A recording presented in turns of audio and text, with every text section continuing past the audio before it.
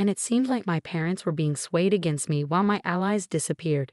Even though I had my own income and contributed to the household expenses, my brother and sister-in-law, who didn't understand my work, saw me as a burden. They started talking about kicking me out and taking over the house. Feeling disconnected from my brother and his plans, I figured leaving wouldn't make much of a difference. Once I found a new place, I wouldn't have to contribute to household expenses anymore, which meant I could save that money instead. It was kind of a silver lining. As I was thinking about moving out, my brother brought up the topic of inheritance out of the blue. He seemed to think that our parents' financial comfort, despite my lack of a traditional job, was due to their wealth. So when the idea of me leaving came up, he suggested, "Since we'll be taking care of mom and dad, we should inherit their assets. You should give up your share of the inheritance." But the truth was, the reason our parents could enjoy their lives without working was because I was covering their living expenses. I didn't think they could manage without that money, but my brother saw me as nothing but a burden in my room. Despite feeling like leaving was the best option, I decided to ask one more time out of kindness. "Are you really okay with me leaving?" I asked. My brother just laughed and said, "We'd be happy if you left already." It became clear once again how little he understood. I felt sorry for him and his wife, which made me even more determined to leave. A few days later, I was still in my room, and my brother and sister-in-law were relentless in their efforts to get me out. They kept knocking on my door, convinced mom to stop cooking for me, and even told me to do my own laundry. But these were all things I'd have to do if I lived alone anyway. I wasn't going to just sit back and let them take my place away from me without a fight. Sure, I wasn't happy about it, but I wasn't about to accept it either. I was being unfairly pushed out, and I wasn't going to take it lying down. After all, unskilled with machines, something my brother seemed to forget. He didn't realize the power I had with a computer at my disposal.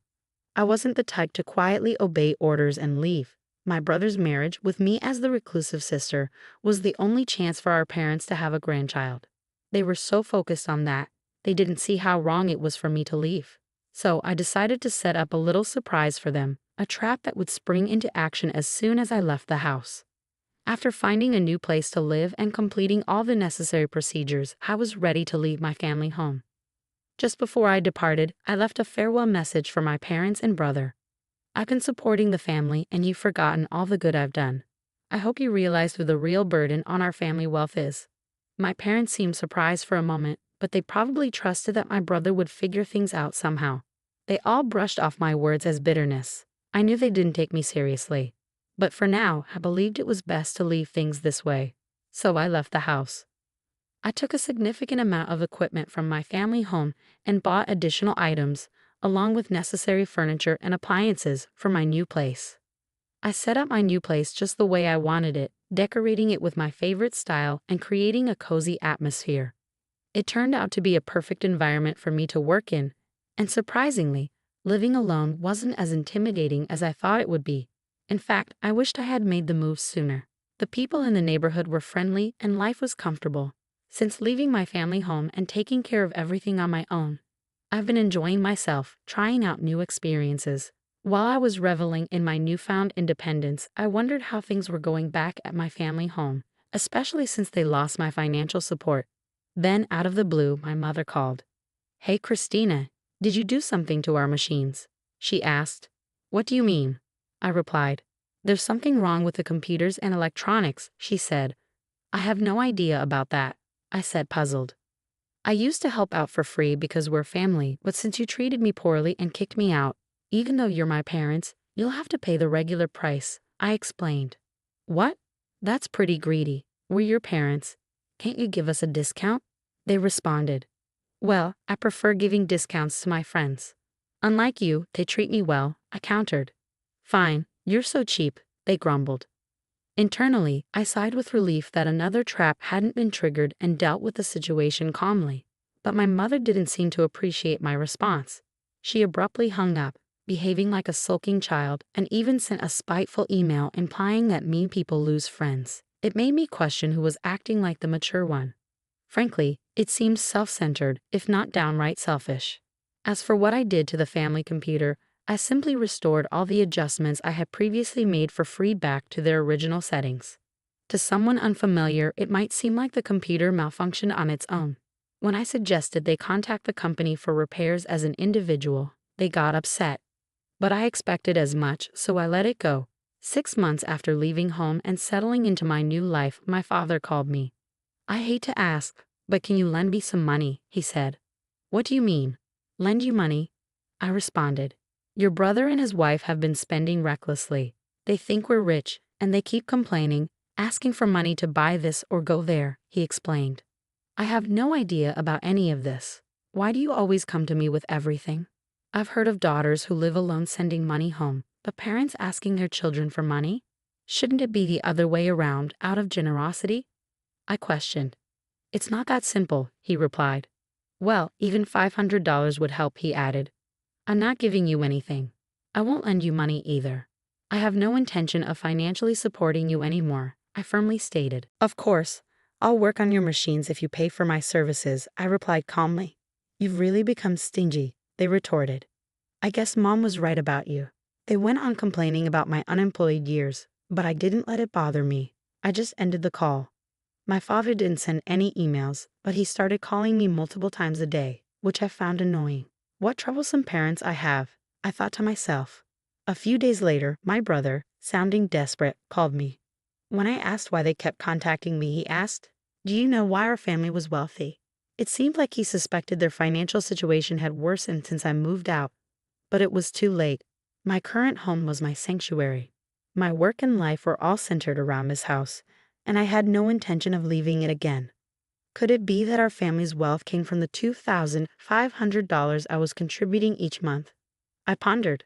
I didn't have to give that much, but I felt grateful for my upbringing, so I willingly contributed more. But now, why would I continue supporting a home that kicked me out? It didn't make sense, right? So that's when Mom and Dad's finances took a hit. My brother realized. "I'm sorry, but even if you asked me to come back, I have no intention of doing so," I replied firmly. "I understand now that what happened was wrong. I'm sorry, but it's too late for apologies. I have no plans to have any involvement with you in the future. Please don't call me anymore." "Hey, wait," my brother protested, but I ended the call. When I left home, I made a vow never to be drawn back into their drama. Forgiving them wasn't something I could do easily. I decided to cancel my cell phone contract to avoid the constant calls. 5 years have passed since then, and I've moved on. I got married and started a new chapter in my life. My partner is in the same line of work as me, so he understands my lifestyle and helps out with household chores. Although I thought about reaching out to my parents since they're technically family, I felt it was too late. I hadn't made any attempts to reconnect. However, my husband expressed an interest in meeting my parents and learning about their current situation. To gain insight, I hired a detective to investigate. What we discovered was shocking. My parents, desperate to maintain their lifestyle and keep my brother and his wife tied to the family home, had accrued a mountain of debt from various lenders. With no hope of repayment, the debt continued to grow with accumulating interest, leaving them in a dire situation. The debt from my parents alone exceeded $100,000, and our house had been used as collateral. Now, where our family home once stood, there's only an empty lot. Although I felt a twinge of sadness due to my sentimental attachment to our family home, I couldn't help but think that my parents were facing the consequences of their actions. I decided to look into my brother's current situation. It appeared that my brother had suggested a divorce due to his wife's extravagant spending habits, but she vehemently opposed the idea. They were now embroiled in a drawn-out divorce lawsuit, which was draining both their time and finances. His wife had hired a lawyer and was resisting the divorce, refusing to let go of my brother, leaving them at an impasse. Despite rumors, my brother and his wife hadn't yet had children. To confirm, I sent the detective to the hospital where they were being treated. It turned out my brother was indeed infertile, nearly incapable of producing sperm, making natural conception highly unlikely. My parents, who had pinned their hopes on having grandchildren from my brother and his wife, were disappointed and ended their cohabitation. The family home had to be sold to settle the debt, marking the sad state of my family. This distressing reality became apparent after a cursory investigation. It was evident that engaging with them in this condition wouldn't be beneficial for me or my husband. Now, I have a loving husband, 4 children, and a dog. We've purchased a spacious home and are living the life my family once dreamed of. If they were aware of our situation, they might try to exploit it, which I couldn't bear. As soon as I learned about this, I went to the local office and arranged for my personal information to be accessible only through formal disclosure requests. I made a conscious effort to keep my distance from them and asked my husband not to engage with them regarding our marriage. Although he seemed disappointed at first, after explaining the situation, he understood and hasn't brought it up since. I hope that once things settle down at my family home and a time for reconciliation arrives, I can rebuild a relationship with my parents and brother.